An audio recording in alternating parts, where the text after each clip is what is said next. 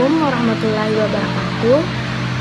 Perkenalkan, saya dari kelompok 3 mata kuliah manajemen kompetensi akan memaparkan hasil diskusi dari makalah kelompok kami yang berjudul Etika dan Moral. Di sini saya akan menjelaskan pengertian moral. Moral adalah ajaran tentang baik buruknya perbuatan dan perilaku, akhlak yang dimiliki semua orang. Contohnya itu, akhir-akhir ini banyak remaja yang memiliki sifat yang menyimpang yang dapat merugikan orang lain.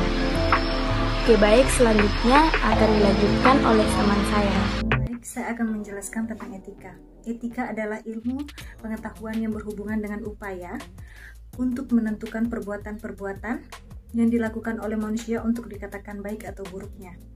Dengan kata lain, aturan ataupun pola-pola dari tingkah laku yang dihasilkan oleh akal manusia. Karena adanya etika, pergaulan dalam masyarakat ataupun bermasyarakat akan terlihat baik atau buruknya. Seperti contohnya, kita memberi salam kepada orang yang lebih tua daripada kita. Baik, materi selanjutnya akan dibawakan oleh teman saya. Selanjutnya yaitu persamaan dan perbedaan moral dan etika. Apa saja perbedaan dan persamaan moral dan etika? Persamaan moral dan etika yang pertama yaitu moral dan etika mengacu pada ajaran atau gambaran mengenai perilaku, tingkah laku, dan sifat baik pada manusia.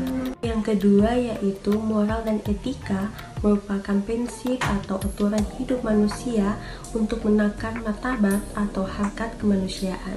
Sedangkan perbedaan moral dan etika yang pertama yaitu moral mengajarkan yang baik dan benar, sedangkan etika lebih melakukan yang baik dan benar.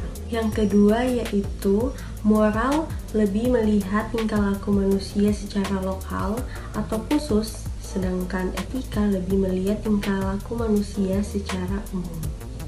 Selanjutnya adalah perbedaan moral dan etika dari beberapa segi. Yang pertama, sumber prinsip.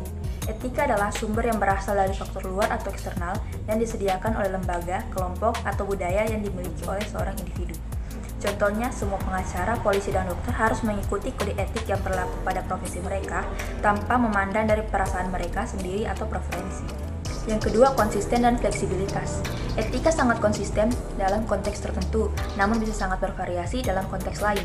Contohnya, etika pada profesi seorang medis di abad ke-20 pada umumnya konsisten dan tidak pernah berubah dari rumah sakit ke rumah sakit lainnya. Namun, etika tersebut berbeda dari etika pada profesi yang legal di abad ke-20. Yang ketiga adalah konflik. Salah satu contoh profesi yang bertentangan dengan moral pekerjaan adalah seorang pengacara yang mempertahankan pelanggannya. Moral seorang pengacara mungkin mengatakan kepada orang tersebut bahwa pembunuhan merupakan perbuatan yang sangat tercela dan pembunuhan harus dihukum. Namun etika profesi sebagai pengacara membutuhkan untuk orang tersebut untuk membela pelanggannya untuk yang terbaik berdasarkan kemampuannya walaupun orang tersebut tahu bahwa pelanggannya itu bersalah. Yang terakhir adalah asal mula. Etika berasal dari bahasa Prancis lama yaitu etik, Latin yaitu etika, dan Yunani ethos yang mengacu pada arti kebiasaan atau filsafat moral. Kata moral berasal dari bahasa Latin yaitu moralis yang berarti sikap, perilaku, dan tata krama yang sesuai dalam kehidupan bermasyarakat.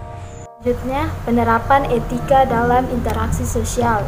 Misalnya ketika memulai pembicaraan, hal yang harus kita perhatikan yang pertama yaitu melihat keadaan calon lawan bicara. Yang kedua, bersifat ramah dan sopan. Selanjutnya, komunikasi tatap muka.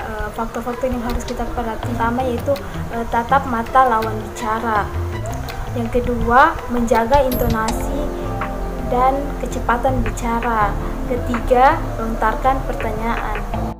Baiklah, saya akan melanjutkan materi dari teman saya yaitu etika dalam organisasi multibudaya.